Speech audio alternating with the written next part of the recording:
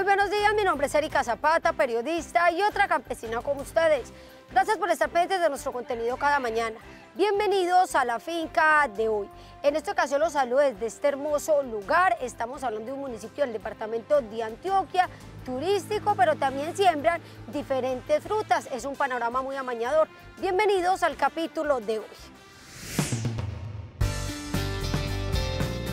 Ya les contaremos cuál es la importancia y cómo se elaboran tablas de alimentación piscícola, cómo tiene que ver ese tema del razonamiento de los alimentos en esta especie.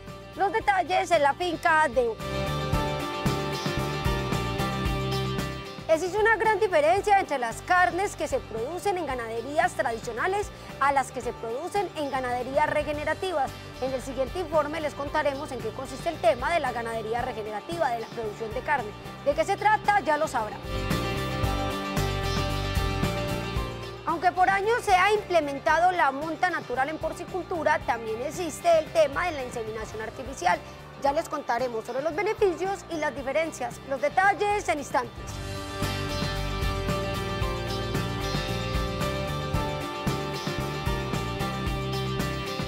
Información, experiencias e innovación. Acompáñanos en este recorrido agropecuario por Colombia.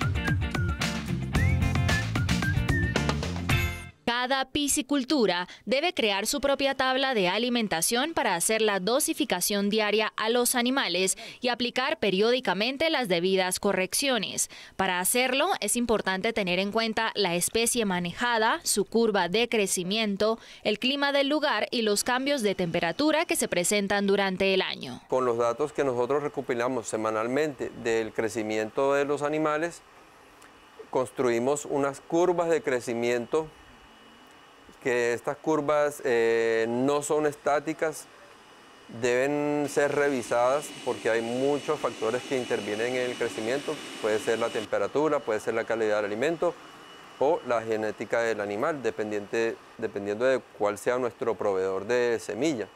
Estos piscicultores comparan el crecimiento de los animales con gráficas de crecimiento que han registrado anteriormente, considerando que estén bajo las mismas condiciones de densidad y época del año. En cada época se presenta un ritmo de crecimiento diferente en los animales, marcado sobre todo por la temperatura.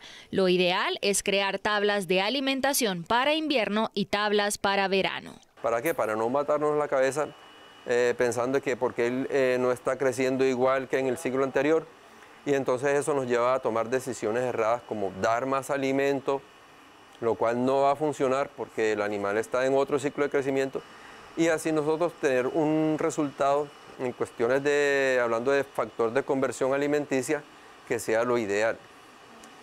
Todos saben que debemos tener una conversión alimenticia más o menos de 1,35 a 1,25 sería lo ideal, kilos de alimento por kilo de pescado. Podemos llegar a una relación de 1, es posible, pero dependiendo de las condiciones del agua, del floc y del manejo del alimento. Es importante que los operarios que suministran el alimento supervisen la apetencia que tienen los animales y cuánto tiempo demoran en consumir la ración.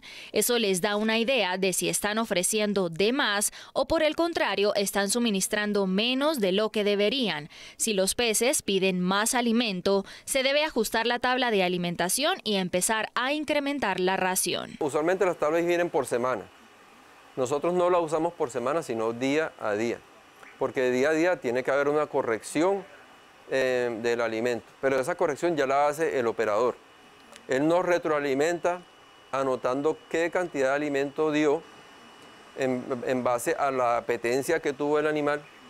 Puede ser que, digamos, en un día muy nublado, que amanezca lloviendo, el día está muy frío y en el día el agua no llega a coger temperatura, entonces ese día los animales no coman, a pesar de que estemos en el verano o en invierno. Entonces él tiene que ser muy responsable y vigilar el tiempo en el que el animal se demora consumiendo toda la ración. Los animales acuáticos se ven afectados por la temperatura. Cuando hace frío se vuelven más letárgicos, es decir, que tienden a adormecerse o volverse algo inactivos, por lo que su apetito es menor y tendrán un crecimiento más lento.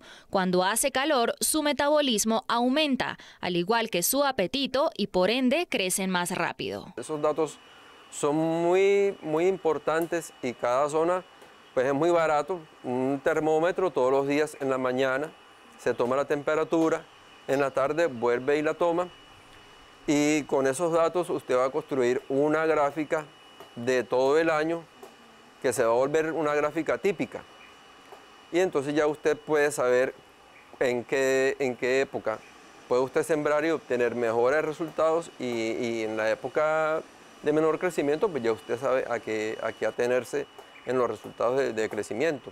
Teniendo en cuenta que el factor de conversión alimenticia es la cantidad de alimento que consumen los peces para producir cierta cantidad de carne, los piscicultores deben procurar que sea lo más cercano a 1 para garantizar la rentabilidad. A medida que avanza el ciclo productivo, si los peces no piden más alimento, no hay que aumentar la ración, pues no la van a consumir, y ese alimento sobrante afectará la calidad del agua de los estanques.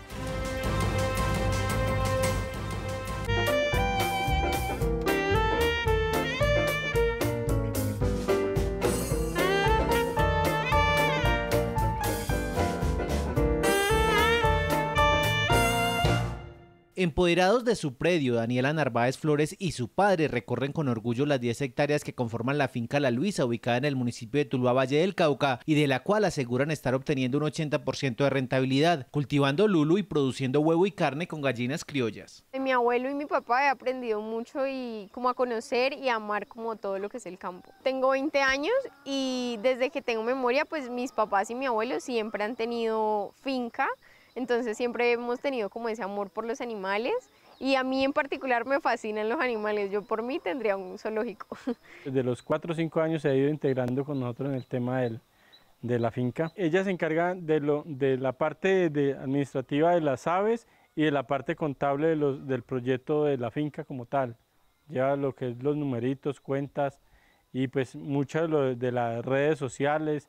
Y está pendiente de los puntos de tecnología y todo eso para acomodarlos al punto de nosotros. Padre e hija coinciden en que el amor por las labores del campo no es algo que ocurra por arte de magia, sino que se va cultivando, especialmente con el ejemplo. Ambos cuentan que la finca 3 años atrás se dedicaba únicamente al cultivo de lulo en 9 hectáreas y fue el trabajo de grado del bachillerato técnico de Daniela lo que los llevó a incursionar en la avicultura, esa que hoy, con gallinas criollas tecnificadas por cierto, ocupa otra hectárea de la propiedad. Yo soy la que dirige toda la parte de las aves y además organizo toda la parte administrativa y contable de la empresa. Soy técnico en producción agropecuaria, tengo un tecnólogo de producción agropecuaria ecológica que fue de donde surgió la idea, y en ese momento estoy estudiando ingeniería agropecuaria, hoy en el 4º semestre. Tras la incursión de Daniela en la avicultura llegó la visión empresarial. De esta manera la familia Narváez Flores ya no es solamente la propietaria de la finca La Luisa dedicada a cultivar lulo, es la dueña de la marca Agrofruit La Luisa, donde están empleando otras 14 personas. Es algo bonito porque te enseñan cómo a trabajar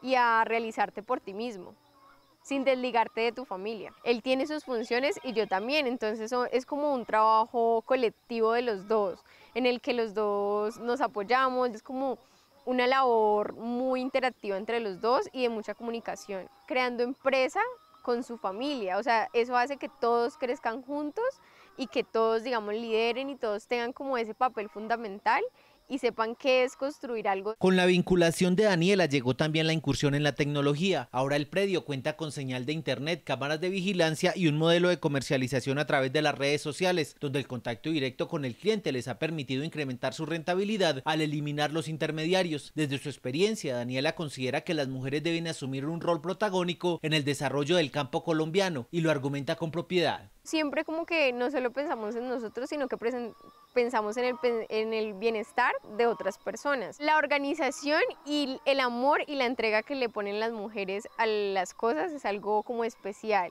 Los hombres sí lo hacen muy bien, pero pues obviamente las mujeres digamos que tienen ese amor, como esa entrega y esa dedicación de hacer las cosas. Por lo menos con las aves, digamos, uno ve a veces cuando contrata personas que las mujeres son mucho más amorosas y más respetuosas, digamos, de los animales que los hombres. O digamos más delicadas, como más entregadas. Que vamos a tener personas dedicadas que nos hagan el trabajo con mucho amor y fuera de eso les estamos ayudando con la parte económica. Según Alexander, el padre de Daniela, la mujer no debe ser vista como la única responsable de las labores domésticas y por el contrario, debe permitírsele incursionar tanto en la parte productiva como administrativa de la finca. Frente a los jóvenes asegura que son ellos los que apoyados por sus padres deben recuperar la fuerza productiva del campo colombiano. Crear la oportunidad de que tengan unos ingresos y que puedan aplicar la tecnología, traérnosla a la parte de nosotros, meterla al campo. Si no hay un relevo generacional que siga replicando esto, el campo va a dejar de producir, entonces va a haber el hambre, porque si el campo no produce, el pueblo no consume, no tiene que comer. Debido a lo exitoso del proyecto, ahora una tía de Daniela también se vinculó y la mayoría de los trabajadores que se contratan son mujeres.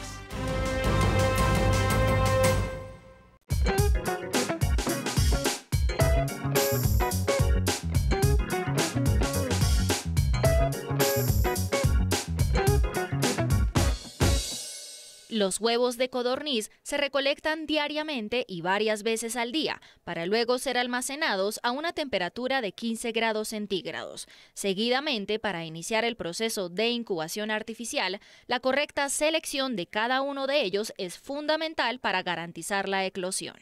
Lo que hacemos es que buscamos que no hayan huevos fisurados, que no hayan huevos golpeados, que el tamaño del huevo sea homogéneo, que las características de los colores estén homogéneos de igual forma y colocar o parar el huevo en su posición, digamos, que favorezca al embrión para cuando reciba la orden en temperatura inicie su proceso. En esta granja cotornicultora del municipio de Cumaral, en el departamento del Meta, se dedican a la venta de los huevos de codorniz, pero también de los animales, apuntándole al mejoramiento genético de la especie japónica o japonesa. Estábamos buscando recertificarnos en tema de granja biosegura, pero adicional de eso, el ICA en su trabajo en el acompañamiento que nos ha hecho muy juiciosamente, también nos otorgan 2 certificaciones adicionales, una que es en incubación y la otra que es una de las primeras a nivel nacional en el tema genético. Para que una granja pueda aplicar a la certificación en incubación, es necesario que cumpla con los requisitos sanitarios y de bioseguridad establecidos en la Resolución 3650 de 2014 del ICA, que establece normas como tener señalizada cada área de la finca, mantener un cerco perimetral para el libre paso de personas, vehículos y animales externos, contar con espacios destinados para el almacenamiento de alimento y tener áreas específicas y externas para el manejo y disposición de la mortalidad. En incubación, digamos que el tema de aseo, el tema de tener buenas prácticas, el tema de que debíamos de cambiar una cantidad de hábitos que traíamos, buscar que el personal que trabaja dentro del tema de incubación, ese personal sea exclusivo, mantenga dentro de las áreas y haga las labores específicas para que la sanitización y el tema de salubridad se pueda conservar. La certificación le permite a esta granja poder llegar a los clientes con la seguridad y confiabilidad de que el producto que están obteniendo, sea el animal o el huevo, ha pasado por todo un proceso de revisión, selección y sanidad, una trazabilidad que garantiza mayor calidad y frescor. Digamos que esto va a ser una garantía, que su dinero lo van a invertir en una parte que está siendo supervisada y que llevamos palmo a palmo las recomendaciones en todo lo posible para que cumplamos y las mantengamos. Los cuidados que debe tener un embrión en su manejo, la selección del huevo, la selección de los padrotes y de las hembras reproductoras. Todo esto ha hecho que sea un conjunto de elementos para buscar llegar a obtener una raza más rústica. Para el mantenimiento de la certificación en incubación, periódicamente el ICA visita la granja para realizar las supervisiones correspondientes y hacer las correcciones necesarias. Según los productores, esto los responsabiliza más con el proceso porque no se trata solo del reconocimiento, sino de mantener unos objetivos permanentes en salubridad, limpieza y desinfección diaria de las áreas y mantenimiento de los equipos. La trivia del campo. Conviértete en un experto con la finca de hoy. Pregunta: ¿cuál es el producto que más exporta Colombia en la actualidad? A. Flores. B. Aguacate Hass. C. Mango. Piénsalo bien y descubrirás la respuesta correcta.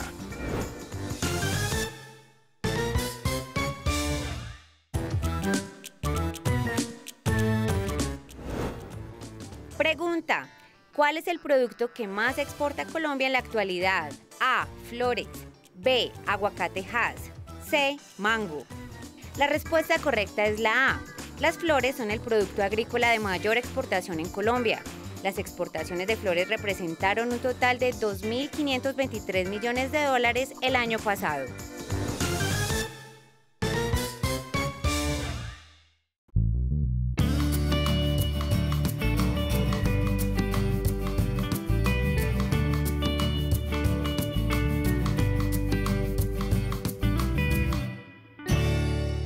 La ganadería regenerativa, más que ser un modelo de trabajo o un modelo de crianza pecuario que busca cuidar el medio ambiente, también tiene como objetivo obtener un producto final cárnico o lechero saludable, inocuo, con altos niveles de proteína y con altos valores nutricionales para los consumidores. En esta ganadería del municipio de Puerto López, en el departamento del Meta, se especializan en la producción cárnica. Desde la intensidad del sabor, que cambia, es más fuerte, se siente unos sabores diferentes, no solo por la maduración, que se da mejor porque los animales han estado más tranquilos durante el proceso desde el viaje, desde la salida de la finca hasta el sacrificio, entonces tienen mayor maduración.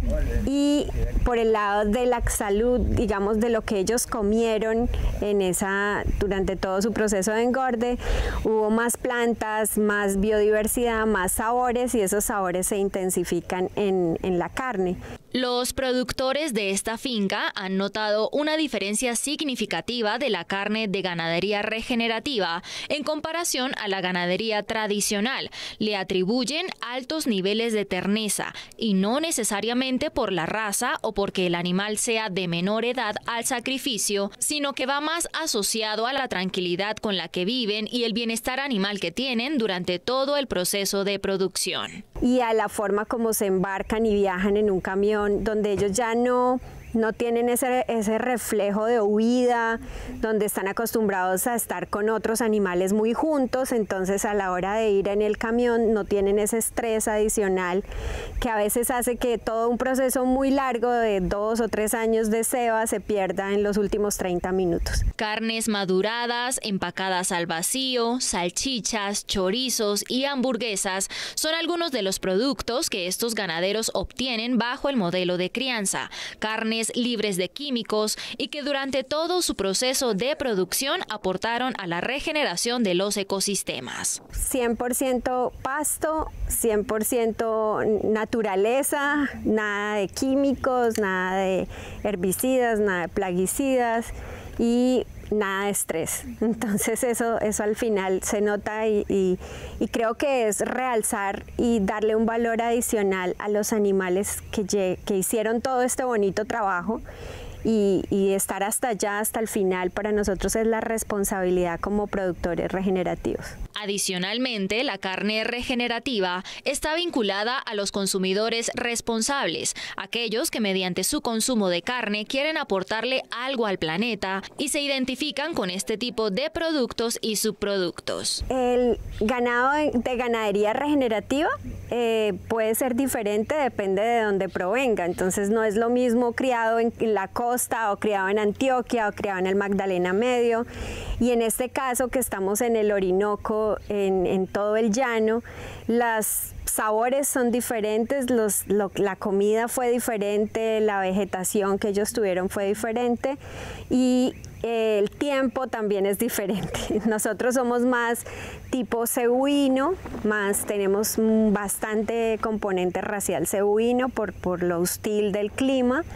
Y en el caso de la edad al sacrificio, nosotros estamos tratando de bajar ese peso que nos estaban exigiendo antes. Anteriormente, la exigencia era de 500 o 600 kilos, cifra que era difícil de alcanzar para los productores regenerativos. Actualmente, en esta finca en particular, están llegando a 450 y 470 kilos, animales incluso enteros, rompiendo un poco el esquema que se maneja de que los animales deben estar capados o que tienen que ser novillos. Tenemos que ser acordes a todo el concepto de sostenibilidad y obviamente no podemos trabajar solamente los cortes finos, que apenas es el 8% del animal, y el resto pues no lo podemos volver todo hamburguesa. Entonces sí creo que el compromiso y lo que queremos de estos chefs y de los cocineros y del ama de casa es que usemos todo el animal. Mi experiencia, lo que yo llevo en cocina, antes pues uno en un restaurante pues recibía la requisición normal, pero uno no se da cuenta del antes o de dónde vino ese producto. El animal pues no solamente son cortes finos, sino también podemos trabajar y podemos hacer muchas recetas con cortes medios o cortes corrientes. La carne regenerativa es valorada por sus características organolépticas, sabor y jugosidad, debido a la diversidad de especies vegetales que consumen los animales durante el proceso de ceba. Este tipo de carnes suelen no necesitar especias ni muchos saborizantes. Según nuestro entrevistado cocinero, el sabor lo tiene la carne y para cocinarla solo se necesita sal y pimienta.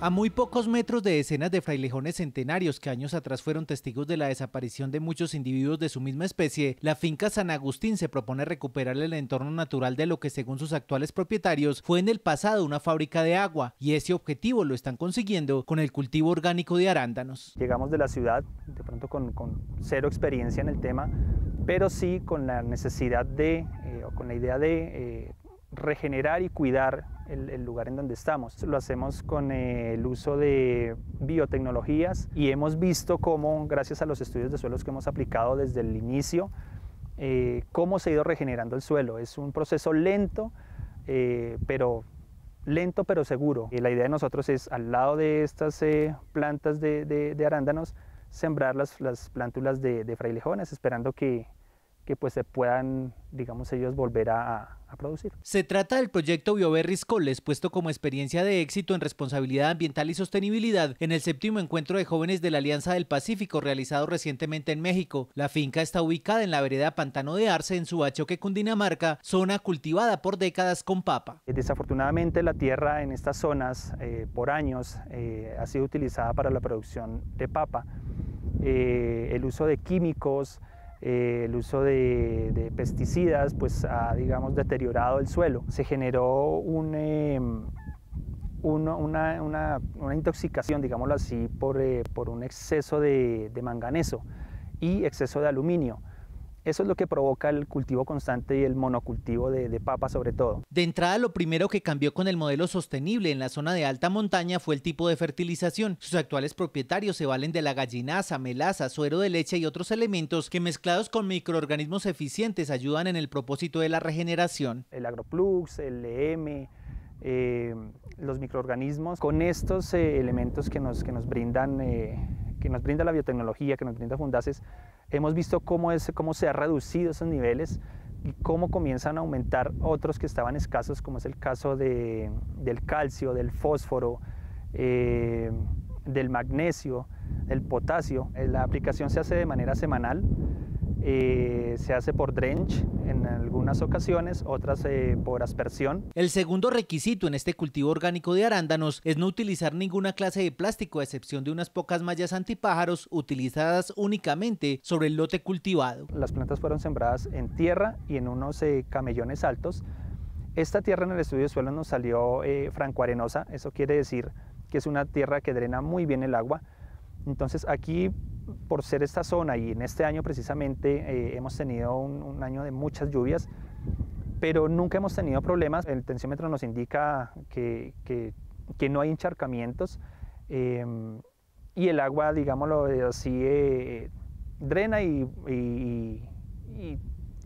nutre a la planta como tiene que ser. La mayoría de los cultivos de arándanos utilizan plásticos para evitar precisamente el crecimiento de malezas y de pasto. Hemos decidido apostar por dejar el crecimiento natural del pasto, generando lo mismo que genera el plástico, pero de manera natural. Sube un poco la mano de obra. El plástico obviamente es un material contaminante que se degrada, que una vez entra en contacto con el sol le comienza a cristalizarse y comienza a ser un problema. La estrategia va ligada al ahorro de agua, que solo se utiliza cuando el tensiómetro indica necesidad del líquido por parte de las raíces o se deban aplicar algunos de los fertilizantes orgánicos. La tercera labor que garantiza el trabajo orgánico es el control de plagas. En este caso con el ajuají, es un elemento natural que ayuda a la dispersión no acaba, digámoslo así, como un fumigante químico que acaba no solamente con los insectos que hacen daño, sino con los insectos benéficos. Estamos utilizando también la alelopatía. Se siembran plantas para evitar tanto insecticida, tanta fumigación. Hay plantas que nos sirven como la hierbabuena, como el ajenjo, que nos ayuda un poco a dispersar los insectos que son pues un poco dañinos para las plantas. Acá tampoco se permite la utilización de herramientas que trabajen con combustibles. Estamos utilizando mucho herramientas eléctricas a base que funcionan con batería para tratar de no utilizar ningún tipo de combustible. Las motobombas, las guadañadoras, los cortacetos, todos funcionan con baterías.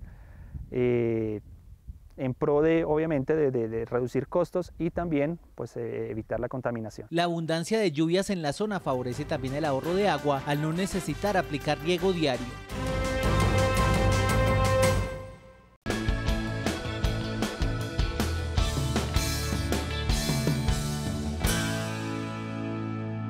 En el proyecto porcícola que manejan en la colonia agrícola de Acacías, en el departamento del Meta, los internos se encargan del área de maternas, cría y levante bajo la supervisión de un dragoneante encargado.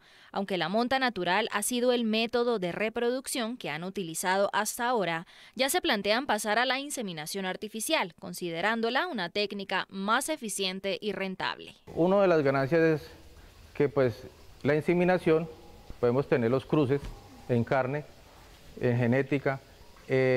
¿Por qué? Porque hoy en día los insumos son muy costosos, en cambio de mantener el macho o el berraco que llaman, la inseminación sale mejor. Es por eso que de pronto vamos a aplicar esa efectividad en inseminación. Una línea que manejamos acá, el Alandras, nos ha salido efectiva para nuestro calor y eso, el verano que hay.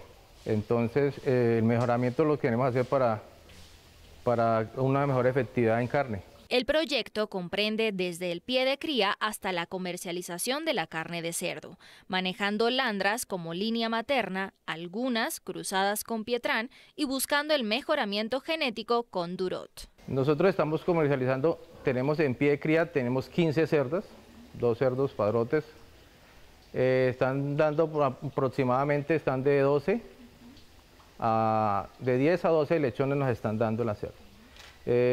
Producto final estamos llevando a Levante y Ceba, que es el producto final, que es la ceba, estamos llevando a 90, 100 kilos 80, 100 kilos ya estamos comercializando aquí en la colonia los cerdos. La inseminación artificial es la estrategia que, según ellos, puede llevarlos a alcanzar mejores resultados productivos y a disminuir costos. Pasarían de gastar en concentrados comerciales para la manutención del macho reproductor a invertir en la compra de pajillas, que además de ser más económicas, les permite variar la genética. El cerdo prácticamente nos toca alimentarlos un promedio, casi 3 kilos diarios, mensualmente. Se suma y el costo es alto, entonces mejor preferimos las pajillas y de pronto con las pajillas podemos hacer las bandas, ¿sí? Entonces tener las maternas en bandas, entonces sabemos que este mes vamos a tener 4 partos, el otro mes 4 partos y así. Algunas desventajas de utilizar la monta natural son: mayor riesgo de contagio de enfermedades, se puede usar un macho por cada 20 hembras, no se puede realizar más de una monta por día y con una eyaculación del macho se puede cubrir una sola hembra. Con las pajillas porque podemos meter las bandas, en cambio con el cerdo de pronto no tenemos la capacidad de hacer las bandas porque el cerdo monta una vez, toca dejarlo que descanse, toca volver, entonces no nos alcanza para todas las cerdas que tenemos así, para hacer las bandas. Con la inseminación artificial y el uso de pajillas, se puede reducir el número de padrotes en la granja, utilizar genética de alto valor y en mayor número de hembras, se puede sacar lotes más homogéneos, hay menor riesgo de contagio de enfermedades y por supuesto se tiene un menor costo por cada servida en las cerdas.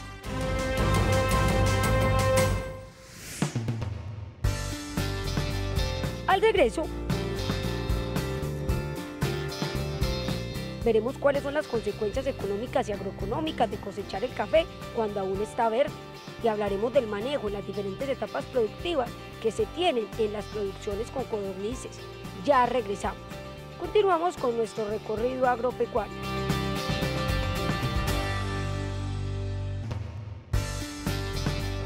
Desde Risaralda, una experta nos cuenta cuáles son las consecuencias de cosechar café verde y también nos da estrategias o recomendaciones frente a esta problemática. Desde Cundinamarca les vamos a contar la experiencia de un grupo de ganaderos que se asociaron para producir leche de buena calidad y venderla a un buen precio. Y les contaremos cuál es la experiencia de este tema de cooperación.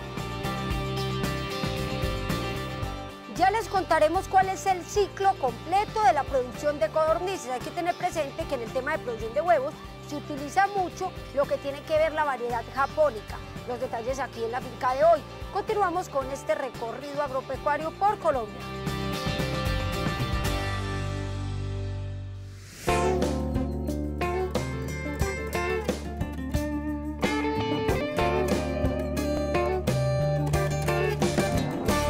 Con 25 años de experiencia como caficultora, Marlene Moreno confiesa que una de las mayores preocupaciones durante las épocas de cosecha en la finca Altamira, en Santuario Risaralda, tiene que ver con la cantidad de granos verdes y pintones que recolecten sus trabajadores. Según ella, aunque es muy difícil controlar que no llegue ni un solo grano verde ni pintón, la abundancia de estos afecta la calidad y el precio que sus clientes pagan por el pergamino. Estos granos le dañan la taza a un buen café. Es amargo o es agridulce, entonces uno por eso yo les digo a los que están cosechando, recogiendo el café, que ojo con el verde y el pintón. Se sabe quién coge café bien y quién no, entonces ya uno les dice y les explica que no, que le ponga más cuidadito a eso, porque pues que es que el café maduro es el que se le selecciona para que dé un buen tinto, un buen café. La manera en que Marlene estimula que los cosecheros les lleguen únicamente con los granos de la calidad que necesita es disminuyendo en su proporcionalidad el precio que paga por el kilo cosechado, que en condiciones óptimas es de 1.000 pesos. De esta manera, la idea es que todo grano verde o pintón se quede en el árbol y que solo se cosechen granos maduros, sobremaduros y secos. No hacerlo hace que el primer aspecto sacrificado sea el sabor del café. Lo que va a tener es un sabor astringente. ¿Cómo explicamos esto fácil? Cuando yo me lo como verde o pintón queda un sabor manchoso. Esa es la astringencia, que lo dan los granos verdes o pintones. Entonces, eso no se siente rico en la boca al tomarse un café. Según la experta Juliana López, las afectaciones generadas con los granos verdes o pintones no concluyen con dañar el sabor de la taza, también afectan al mismo cultivo e incluso a la reputación del caficultor. Si este grano se coge verde y se coge mucho verde, el próximo graneo no va a ser, se va a acabar rápido la cosecha, va a perder el patrón y si al patrón no le va bien, pues no le va bien al trabajador. Eso es muy importante.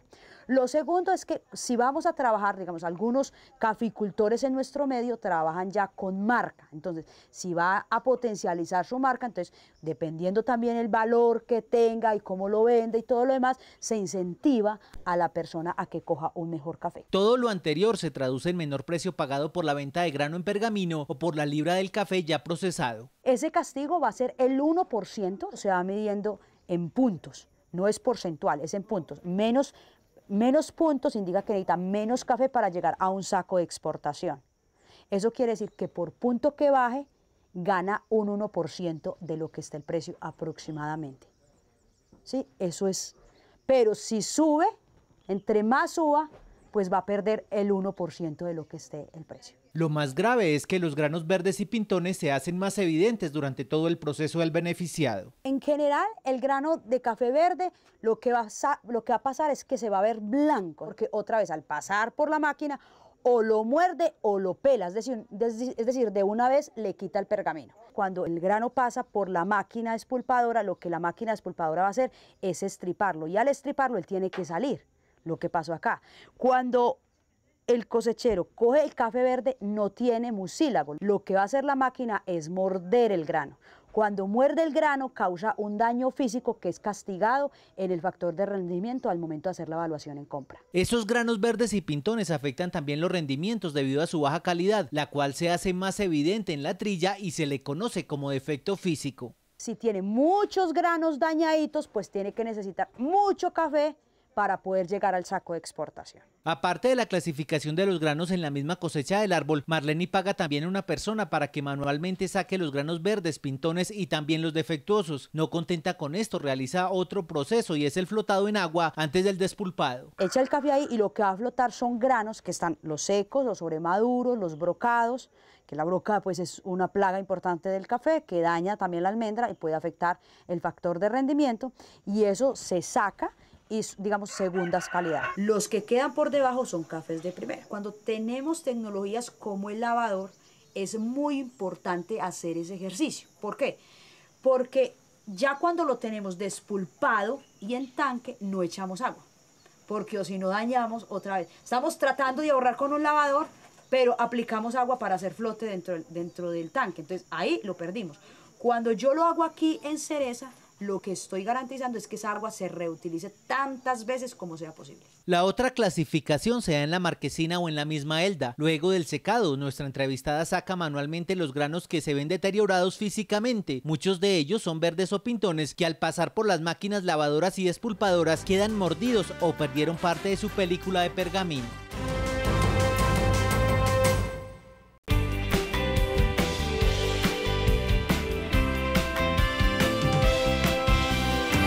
La idea de que la ganadería regenerativa es un modelo aplicable solo en grandes predios es totalmente errónea. Cualquier finca, por pequeña que sea, puede apuntarle a la regeneración para enriquecer los suelos y la vegetación, al mismo tiempo que se brinda bienestar a los bovinos. El proyecto ganadero que manejan en la colonia agrícola de Acacías en el Meta es ejemplo de ello. Hablamos con el dragoneante encargado y nos contó cómo implementaron la estrategia. Nosotros llevamos en ese sistema de ganadería regenerativa 1 año y medio. Empezamos yendo a capacitaciones, conociendo otros predios y viendo que sí es posible trabajar de la mano del medio ambiente. Lo primero que hay que hacer es organizar las áreas de donde va a estar el ganado, el pastoreo.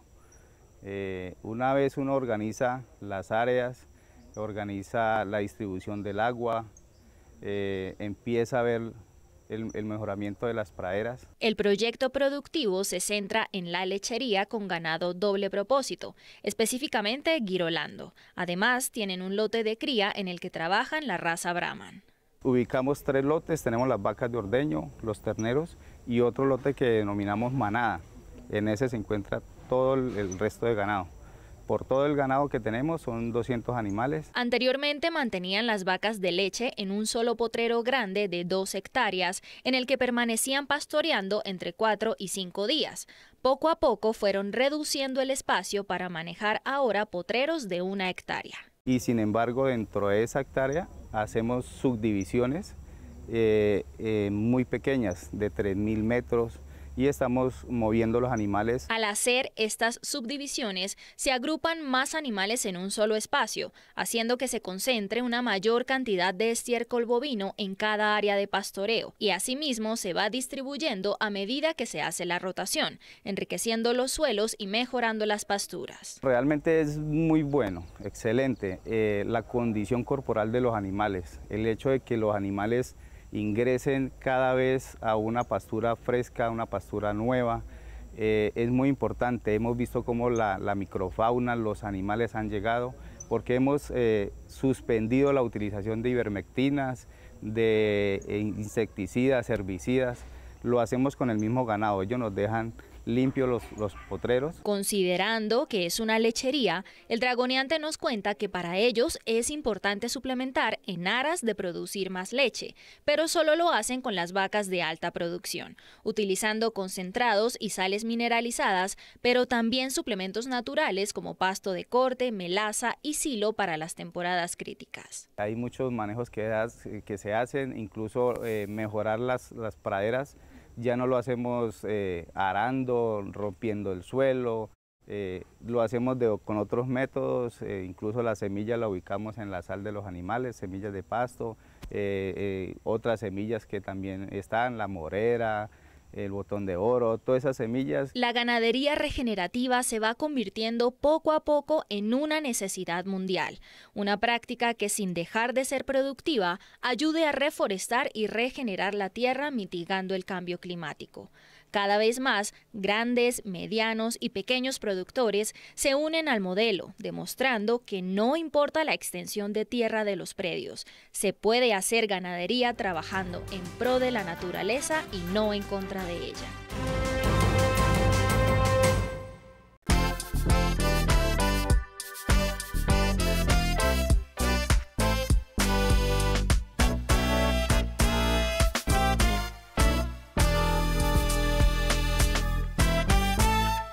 Con apenas 6 vacas en producción, las cuales mantienen 16.000 metros cuadrados de tierra que arrienda, Diego Guapo Nemocón habla con propiedad de las ventajas de trabajar en equipo. A pesar de vender casa a casa la mitad de la leche que produce diariamente, pertenecer a la cooperativa agropecuaria de Tenjo, Cundinamarca, le ha permitido, según él, la comercialización garantizada a precios justos y con calidad de producto. Llegué a vender a 800, 900 pesos y ahorita pues se vende a 2.500. Y en la cooperativa me está pagando a 1.830. Hay veces que les dejo por ahí 30, 25, hay veces 8, 10, según lo que me sobre, porque tengo clientes puerta a puerta. En apenas un año de trabajo, los 46 asociados se enorgullecen de haber nivelado los precios que por litro de leche se pagan en la región. Algunos aseguran haber sido incluso discriminados por años, puesto que los compradores los consideraban antieconómicos debido a su poca producción y las largas distancias para el transporte del líquido desde sus fincas. Empezamos recibiendo gente que les pagaban la leche a 850, 900 pesos y pasaron a nuestra cooperativa y de una quedó el precio en 1.650. Personalmente el mío subió 300 pesos por el solo cambio. Y hoy en día, después de ese cambio, nosotros hemos logrado subir más o menos 200 pesos más. Además del mejor pago por litro de leche, los asociados aseguran estar construyendo capital mediante estrategias de ahorro.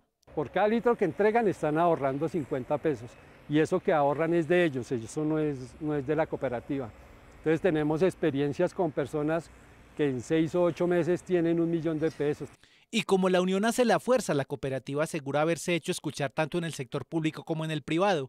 Hoy uno de los mayores apoyos lo tienen del gobierno local de Tenjo, el cual tiene a su disposición 5 profesionales, entre médicos veterinarios, zootecnista, agrónomo y administrador de empresas, lo que obviamente les representa un ahorro significativo y mayor calidad en sus explotaciones. La inversión del municipio aproximadamente son unos 220 millones. Se hace la asistencia técnica, se le hacen los chequeos de la leche, se hacen los chequeos reproductivos, se tiene buenas prácticas ganaderas, ¿sí? También buenas prácticas agrícolas, porque queremos que el pasto también, que es lo que comen las vacas, que sea de alta calidad, para que así mismo la leche salga de muy buena calidad. Una inseminación de una vaca vale 70.000 pesos y aquí lo único que le cobran es la pajilla y van y le inseminan. La asistencia de un profesional, pues digamos como nosotros, puede estar alrededor de 70 a 80.000 pesos diarios, digamos, prestando asistencia. El mismo lote donde funciona el centro de acopio, que tiene la capacidad de almacenar 4.000 litros de leche, es un comodato de la alcaldía. Ellos mismos gestionaron también en comodato el tanque de enfriamiento ante la empresa privada que hoy les compra la leche. La construcción del local donde funcionan también fue por autogestión, palabra presente hasta en el transporte de la leche. La camioneta es de un asociado, el conductor de la camioneta ordeña, termina su ordeño y sale a hacer la ruta, termina su ruta y regresa a la finca. La obra que ven ahí se hizo con recursos propios y más fue donaciones, entonces el que quería traía arena, traía cemento, traía pintura y así fue que hicimos eso. Y aquí no nos cobran nada de arriendo y lo único que nosotros hacemos es pagar servicios. Del gobierno departamental han recibido capacitaciones, equipos, cantinas e insumos de ordeño. Los miembros de la organización aseguran que su secreto de crecimiento está en la unión, la confianza y el esfuerzo de todos los asociados. 36 producen menos de 100 litros al día y no hay ninguno por encima de 200. Iniciamos operaciones recibiendo 679 litros, hoy estamos recibiendo 2.755. Es gente que tiene una vaquita en su casa y se levanta a las 5 de la mañana, la ordeña y nos entrega la leche. Hay que tener confianza en lo que uno hace, hay que ser honesto con lo que uno hace y yo creo que eso es parte del éxito de nosotros. Entre las metas más inmediatas sueñan con incursionar en la transformación. Ya el gobierno local anunció la construcción de un centro agroindustrial y de comercialización agropecuario, proyectado en 6.000 millones de pesos. Allí la cooperativa de productores de leche tendrá su espacio para copiar 12.000 litros por día. Nosotros queremos ver en las góndolas de los supermercados de nuestro municipio ver producto tejano, donde van a poder también hacer toda su cadena láctea, que es producción de kumis, de yogur, de mantequilla, con su cuarto frío, donde puedan almacenar estos productos, ¿sí? Y así mismo poderlos comercializar. Otra de sus metas es diversificar la producción, acopiando también leche de cabra.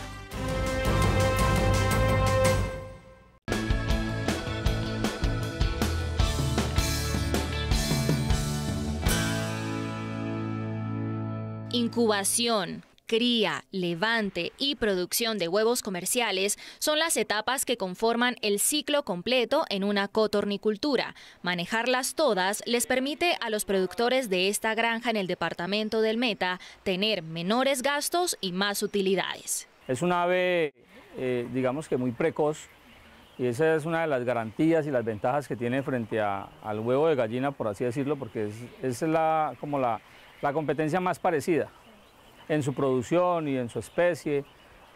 Nosotros, una vez las hembras productoras y los machos producen el huevo, lo llevamos a una selección, allí dura 24 horas mínimo, y de ahí hacemos una preincubación.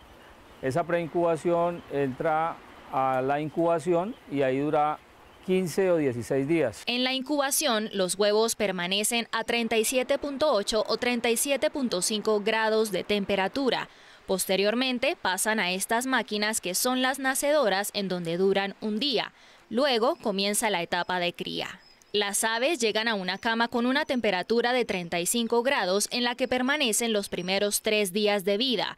Progresivamente se va bajando la temperatura hasta el día 17 o 18 que finaliza la cría para comenzar el levante. En la etapa de levante entregamos aves de 35 días de nacidas con un peso aproximado entre 100 y 110 gramos.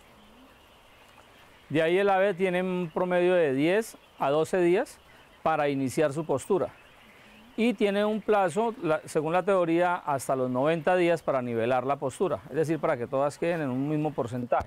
En la etapa de levante, las aves ya están en condiciones ambientales naturales. En esta granja en particular, al día 60 o 70, las codornices ya han nivelado su postura. Ese es el tiempo en el que el animal empieza a convertir y a generar la rentabilidad. La etapa de levante y de cría tiene una infraestructura diferente, totalmente diferente. Pero allí lo que hacemos es, como sabemos que existen jaulas diferentes también donde los manejan y de acuerdo a los manejos que cada quien en su granja le da una conversión, pues eso es muy respetable. Es decir, que a algunos les gusta esta jaula de torre, a otros les gusta la piramidal. A algunos les gusta el bebedero de copa como lo tenemos acá, a algunos les gusta el bebedero de miple. Lo que hacemos nosotros en Levante es enseñar al animal a ambas cosas, para cuando él llegue, él se familiarice inmediatamente.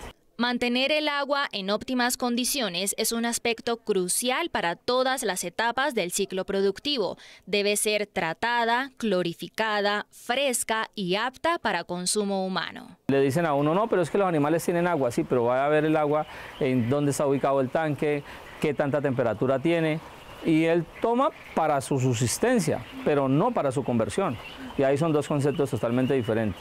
Entonces el tema del agua, el 70% del huevo es agua, por ende debe mantenerse bien calificada. En esta granja, la etapa de postura se maneja en un galpón de 2 pisos con jaulas de torre o verticales de 5 niveles. Cada nivel o módulo tiene una capacidad de 150 aves y cuenta con bebederos automáticos ubicados en la parte externa para evitar que el amoníaco de la excreta de las aves contamine el agua. En cada piso del galpón se maneja un total de 17.500 aves. Y aunque para nosotros termine este capítulo, sabemos que para ustedes apenas inicia el día. Gracias por cultivar la tierra del país. Recuerden que las personas que están en otros países nos pueden ver a través de la señal de Caracol Internacional y ustedes a través de las redes sociales que aparecen en pantalla. Ustedes no solamente son los protagonistas de este programa, también del trabajo de la tierra del país. Luego tenemos una cita bien importante con los campesinos de Colombia. Nos vemos después. Hasta pronto.